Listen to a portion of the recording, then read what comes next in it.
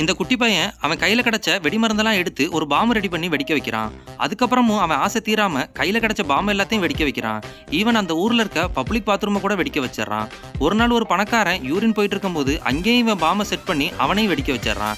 இதெல்லாம் பார்த்த எல்லாரும் அவனை மெண்டல் ஹாஸ்பிட்டல்ல கொண்டு போய் விட்டுறாங்க. பல வருஷத்துக்கு அப்புறம் அவன் நல்லா தான் இருக்கான்னு சொல்லிட்டு அவன் அந்த ஹாஸ்பிட்டல்ல இருந்து ரிலீஸ் பண்ணிடுறாங்க. அவன் நேரா வீட்டுக்கு போகாம அங்க இருக்க ஒரு ஆர்மில போய் ஜாயின் பண்ணிடுறான்.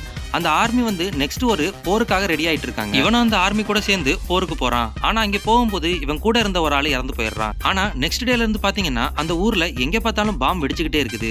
அப்படி ஒரு நாள் பாம்பு வெடிச்சுக்கிட்டு இருக்கும்போது அந்த வழியா வந்த ஒரு அதிகாரியை இவன் நிப்பாட்டி பேச ஆரம்பிக்கிறான். அந்த நேரத்துல கரெக்டா ஒரு பாம்பு வெடிச்சிருது. அப்போ அந்த அதிகாரி இவன் தான் நம்ம உயிரை காப்பாத்திட்டான்னு சொல்லி இவனை கூட்டிட்டு போய் ட்ரீட்லாம் வைக்கிறாரு. ஆனா உண்மை என்னன்னா அந்த பிரிட்ஜுக்கு கீழே பாம்பு வச்சதே இவன் தான். அது கூட தெரியாம அந்த பெரிய அதிகாரி அவனையே கூட்டிட்டு போய் இவன் தான் நம்ம உயிரை காப்பாத்தினான்னு சொல்லி ட்ரீட்லாம் வச்சு ஒரு கோல்டன் கன்னு கொடுக்குறாரு.